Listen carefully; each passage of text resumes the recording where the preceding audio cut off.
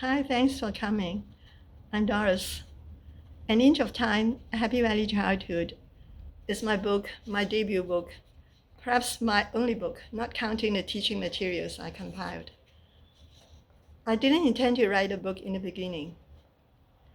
As my little grandson once asked, when he noticed my hand shaking a little, "Grandma, are you very old?" "Oh, yes, I am," I said. As we get old, we often recall childhood acquaintances and past events.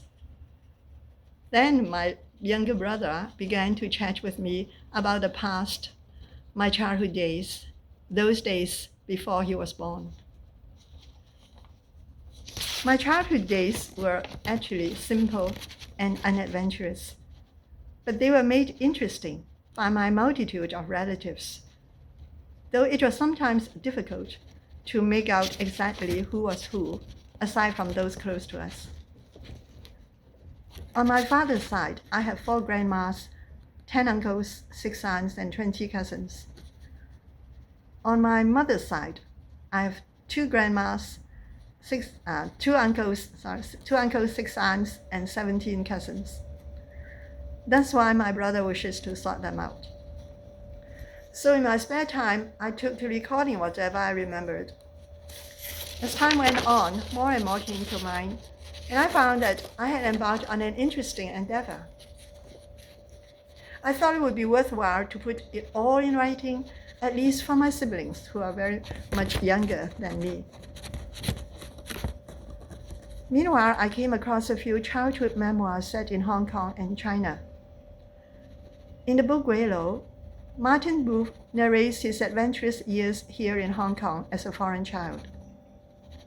A Shimmering Sea by Sophronia Liu and Chinese Cinderella by Adeline Yanma describe their unhappy childhood days. But I want to present a local child story that is pleasant and delightful. I hope you enjoy the book. It's a simple and straightforward account. But I hope anyone interested in Happy Valley, interested in post-war Hong Kong society, in Chinese culture, and the influence of Western culture on our social life, will find something useful and memorable. As its title, An Inch of Time, implies, it's a coincidence of time and space. Space refers to Happy Valley on Hong Kong Island, where I was born and raised.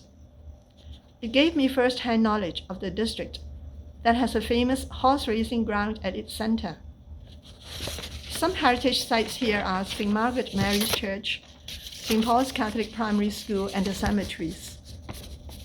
Time refers to the immediate post-war years.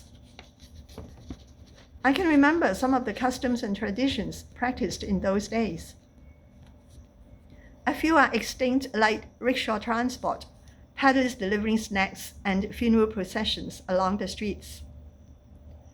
Many others, like the practice of Chinese medicine, Cantonese operas, and ancestral worship, are preserved to different extents. In the midst of such background were my experiences in a kindergarten and 2 primary schools, which afforded me experience in 2 different styles of education, Chinese and Western. Pope Pius XII once remarked, "The whole complexes of the environment will leave their mark upon the fundamental attitude which the child will retain through his whole life." So I believe the whole complexes of my childhood environment has left its mark upon my fundamental attitude in life. I would like to thank Dr. Gillian Bickley for her patience and advice with publishing my book, the Hong Kong Arts Development Council for awarding me a project grant, Teresa Chan for kindly contributing the foreword.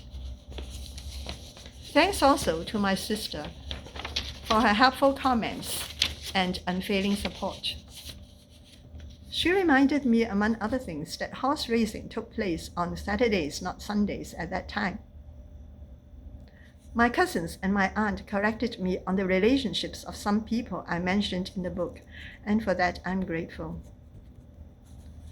Finally, I would like to offer a prayer to my family, teachers, relatives, and friends in heaven. I hope they will give a nod and a smile to what I've written. Thank you.